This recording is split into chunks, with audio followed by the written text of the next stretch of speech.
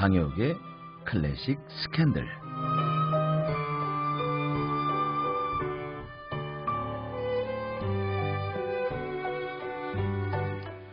클래식 음악의 다양한 스토리를 만나볼 수 있는 시간입니다. 강혁의 클래식 스캔들. 오늘도 강효 작곡가님 나오셨습니다. 어서 오십시오. 네, 안녕하세요. 네. 한 주간 잘 지내셨어요? 네, 요즘 날씨가 좀 좋아지는 것 같아서. 아니, 더웠잖아요, 이 며칠. 네, 주말에도 뭐. 맞아요. 오늘도 네. 낮에는 좀 덥지 않았나요?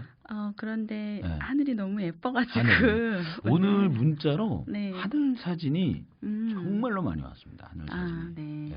그래서 이쁜 거 보면 나누고 싶은 게 참 우리 같은 마음 인지상정 아니겠습니까? 네. 그래서 라디오 쇼에 이 예쁜 사진을 좀 나누고 싶은 분들이 꽤 많으신 것 같아요. 그래서 저희 용디를 생각하는 분들이 은근히 계십니다. 네. 이제 여기서도 보이긴 하는데. 네, 잘 보이죠. 여기. 창을 하나 또 두고 있어서 네. 아주 뭐 선명한 느낌보다는 뭔가 스튜디오가, 비치는 느낌이죠. 네, 스튜디오가 이렇게 제가 앉는 자리에서 정면으로 네. 이렇게 창문이 보이니까 늘 그림 한 폭을 보는 것 같습니다. 그래서 뭐 먹구름이 있는 날이면 네. 또 그 날도 나름 운치가 있고 또 오늘같이 저런 건 무슨 구름이라 그러죠? 이렇게 구름들이 스치듯이 이렇게 지나가는 하늘들을 보는 것도 너무 네. 예쁜 것 같아요. 그럼요. 네. 그러니까 어떤 계절이든 어떤 그림이든 내 마음이 좋으면 다 좋아 보여요. 네. 근데 제일 중요한 건 내 마음이에요. 마음이 막 안 좋고 이러면 하늘이 아무리 맑아도 오늘은 왜 이렇게 하늘이 파래? 그럴 수도 있죠. 나는 우울해 죽겠는데 뭐 이런 얘기도 할 수 네. 있고. 오늘 네. 오전에 충주를 갈 일이 있었어요. 네. 근데 아침에 구름이 가득이더라고요. 일하러 가는 마음이었으니까 네. 아마 그 구름이 이렇게 안 예뻤던 것 같은데 이렇게 아. 돌아오는 길에 보니까 정말 예쁘더라고요. 끝나고 올 때는 저도 아침에 네. 이제 일찍 6시 좀 넘어서 기흥을 갔어요. 아이고, 기흥 네. 쪽에 무슨 여성대학 오늘 오리엔테이션이 있어서 네. 이제 갔다 왔는데 갈 때는 뭐 힘들죠. 막 차도 막히고 맞아요. 출근 시간이니까 아무것도 본 게 없어요. 뭐 올 때는 이제 네. 정오 지나서니까 올 때는 이제 하늘이 보이더라고요.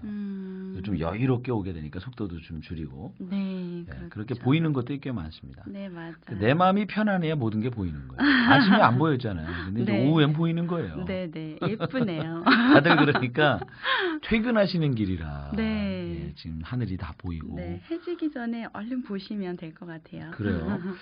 자, 일단 아름다운 하늘 얘기는 뭐 저희 둘이 이야기 안 해도 충분히 다들 보고 계시고. 네. 자, 오늘 클래식 스캔들은 어떤 스토리를 들고 오신 거예요? 네, 오늘은 달빛에 대한 노래들을 준비를 했습니다. 네, 달빛. 네, 혹시 지난주에 슈퍼 블루문이라고 해서 막 네. 뉴스에 엄청 나왔었는데 혹시 보셨나요? 아니요, 저는 못 보셨어요? 뉴스에 엄청 나왔어요? 네. 요새는 뉴스도 못 보네요. 아이고, 네. 근데 블루문, 슈퍼 블루문 요거는 네. 살짝 스쳐가면서 봤던 것 같은데 저는 예전에 했던 자료인 줄 알았네. 요즘이었어요? 네, 지난주 목요일 밤이었던 것 같고요. 네. 저는 사실 그날 이제 어디 장례식이 있어서 가는 날이었는데 네. 그쪽이 되게 좀 컴컴해서 그런지 달이 굉장히 잘 보이더라고요. 그래서 막 여기저기 공유를 막 했습니다. 네. 그리고 호주에 살고 있는 친구가 있는데 그 친구도 그쪽 달을 찍어서 보내줬는데 뭐 역시나 우리 같은 지구에 살고 있구나. 뭐 그 달이 다른 달일까봐 뭐 호주라고 해서 다른 달이진 않겠죠. 너무 예쁘더라고요. 그래서 딱 하늘을 봤더니 같은 달이 제 앞에도 있더라고요. 그래서 같은 달이죠. 네. 12시간 달려가면 달이 바뀔 줄 알았죠. 네, 그래서 그런 네. 달들 이제 지난주에 보고 또 그 지난달에는 또 유성우가 떨어진다 그래서 한참 밤새 이렇게 관측을 했던 뭐 네. 맨눈으로는 아니고 그쪽에서 실시간으로 이제 천문대에서 해주는 거를 한번 관측을 하면서 이제 아이들이랑 소원을 좀 빌었었습니다. 그렇군요. 그런데 이런 이제 자연 현상 같은 것들이 작곡가들에게는 굉장히 큰 영감을 주는 것들 중에 하나인데요. 네. 말씀하신 대로 똑같은 달을 봐도 어떤 마음으로 그리고 어떤 때 작곡을 하느냐에 따라서 좀 많이 다르겠죠. 그래서 오늘은 아주 유명한 두 작곡가 드뷔시의 달빛과 그리고 베토벤의 월광을 들려드리려고 준비를 했습니다. 드뷔시. 예. 네. 첫 번째 들려드릴 곡은 드뷔시를 먼저 소개를 드릴 텐데요. 네. 드뷔시 풀네임은 클로드 아실 드뷔시라고 해서 프랑스의 대표적인 인상주의 작곡가입니다. 인상주의 작곡가. 네. 3명 있지 않나요? 대표인 작곡가요? 드뷔시, 라벨 라벨. 굉장히 유명하고요. 네.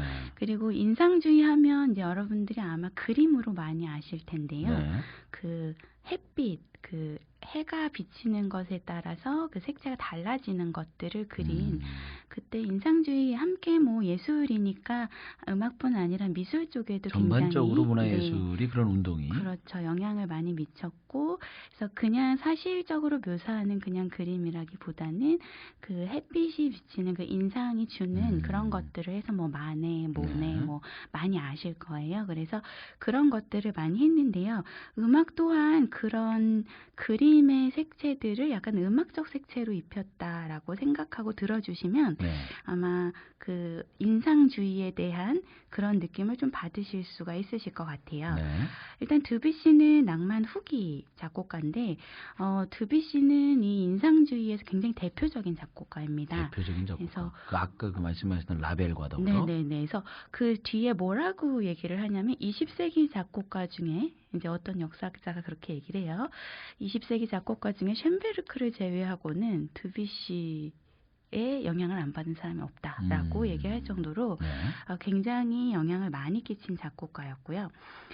이 드뷔시도 또 어렸을 때 또 집안이 어렵고 또 힘들어서 그런 작곡가들이 너무 많습니다. 그러면 보이는 네. 게 많죠. 그 라벨은 네. 좀 풍요로웠다면서요. 네네. 안정적이었는데 많이 이제 좀 다르죠. 같은 인상주의인데도 조금 다른데 오히려 라벨 음악이 조금 더 안정적이지 않나 싶어요. 그래서 그 드뷔시는 그 어렸을 때 또 음악 영재로 키워졌대요. 네. 그 큰어머니 댁에서 있게 됐는데 거기서 피아노를 취미로 시작을 했다가 또 그 음악적인 재능이 있는 걸 알고 음악 영재로 키워졌습니다. 그래서 11살에 이미 파리 국립음악원에 입학을 하게 되죠.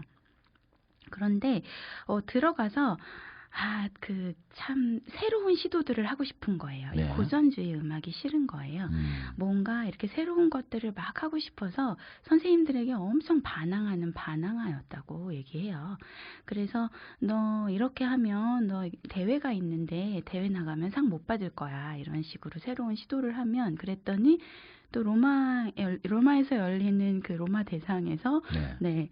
또 대회 나갈 때는 딱 고전주의 형식에 맞춰서 곡을 써서 상을 탑니다. 네, 그 정도로 그 영리하고 제도에 아주 네네. 그때 맞춰서 잘 움직였네요. 네, 굉장히 영리하고 그리고 그 외로는 사실 뭐 이혼 재혼을 반복할 만큼 굉장히 또 여성 편력이 심했다라는 이야기들도 있고요.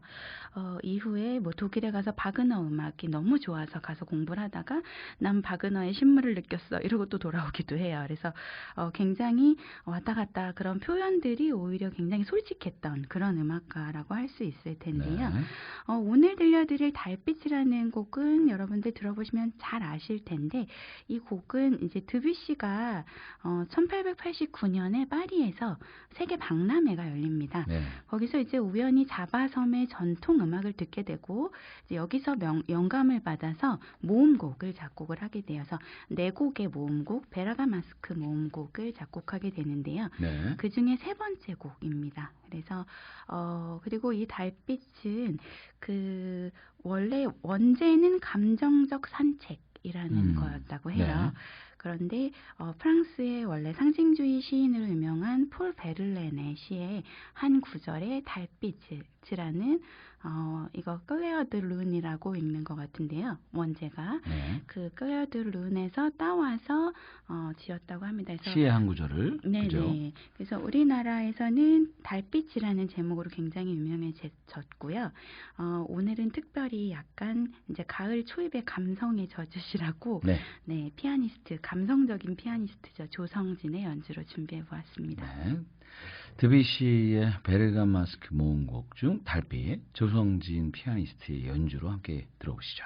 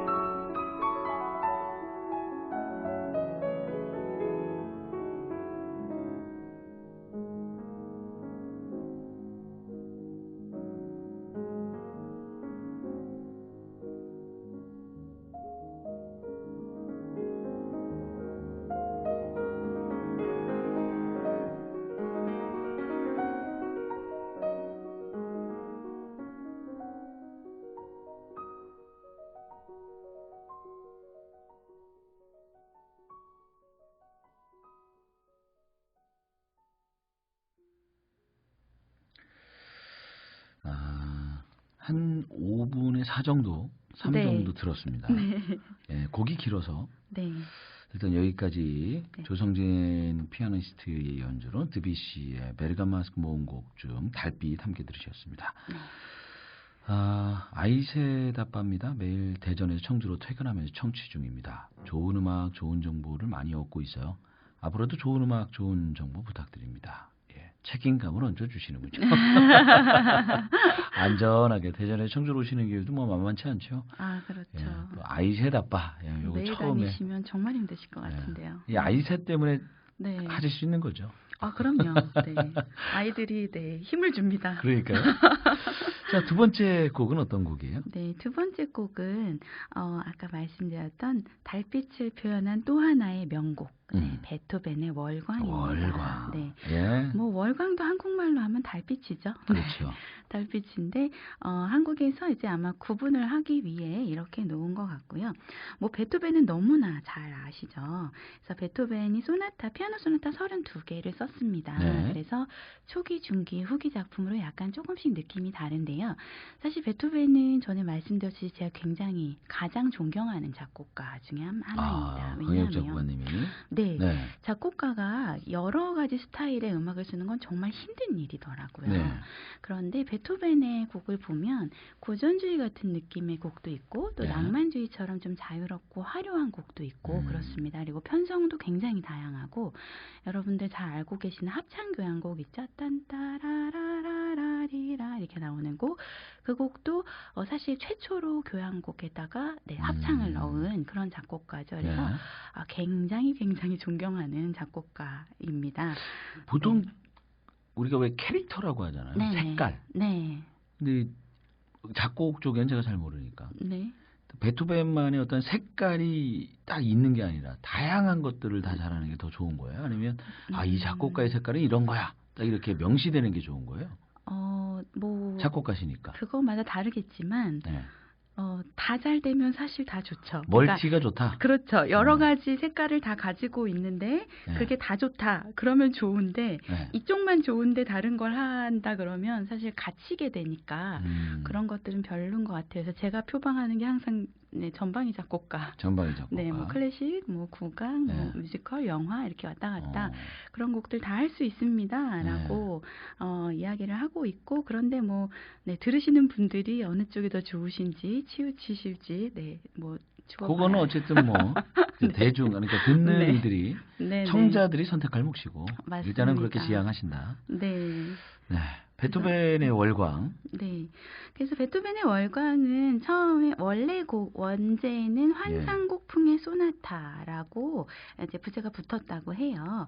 그런데 그 이후에 그의 사후, 그러니까 베토벤이 죽고 그 5년 뒤에 독일의 시인이자 음악 평론가인 루드비히 레슈타프라는 사람이 이 곡을 듣고서 달빛이 비친 루체른 호수 위에 써 있는 조각배 같다라고 표현한 데서 차용이 돼서 그래서 달빛 월광이라는 제목으로 되었다고 합니다. 그래서 듣는 사람들이 이렇게 평가를 하는 거예요, 그죠? 맞아요. 그래서 이 달빛을 표현한 두 개의 곡, 잔잔하지만 조금은 다른, 호수에 비친 똑같은 달빛이지만 어떤 다른 감성을 가졌을까 해서 여러분들이 한번 같이 비교해서 들어보시면 좋을 것 같아서 준비를 했고 또 아까 조성진의 연주로 들려드렸다면 이번 곡은 임윤찬 피아니스트의 연주로 준비를 해보았습니다. 과거에도 물론 뭐 그렇지만 이렇게 세계적인 연주자들이 확실히 요즘 많이 두각을 나타나고 있습니다. 너무 기쁜 소식들이죠. 한국에서 이렇게 한국 사람들이 굉장히 손재주가 많다고 하잖아요. 근데 그 피아노도 그런가 봐요. 악기를 하는 것도 그렇고 그리고 사실 우리가 살아봐도 환경이 너무 잘 되어 있잖아요. 맞아요. 예술을 접할 수 있는 환경들도 미디어의 영향으로 물론 안 좋은 것도 있지만 굉장히 다양한 것들을 접해서 요즘 학생들 가르치다 보면 정말 영특하다라는 게 느껴져요. 전 세계적으로 제가 봤을 때 어린 초등학생 때 피아노를 웬만하면 한 8, 90%가 하잖아요. 그렇죠. 그런 나라가 많이 있을까요? 그러게요. 우리 1등 할 수 있지 않을까 싶습니다. 베토벤의 피아노 소나타 월광중 1악장 네. 임윤찬 피아니스트의 연주로 들으면서 오늘 클래식 스캔들 네. 강효욱 작곡가님과는 여기까지 하겠습니다. 네네, 감사합니다. 고맙습니다. 안녕하십시오. 네. 가시면서 하늘 보시면서. 네. 노을이 지네요. 네. 네.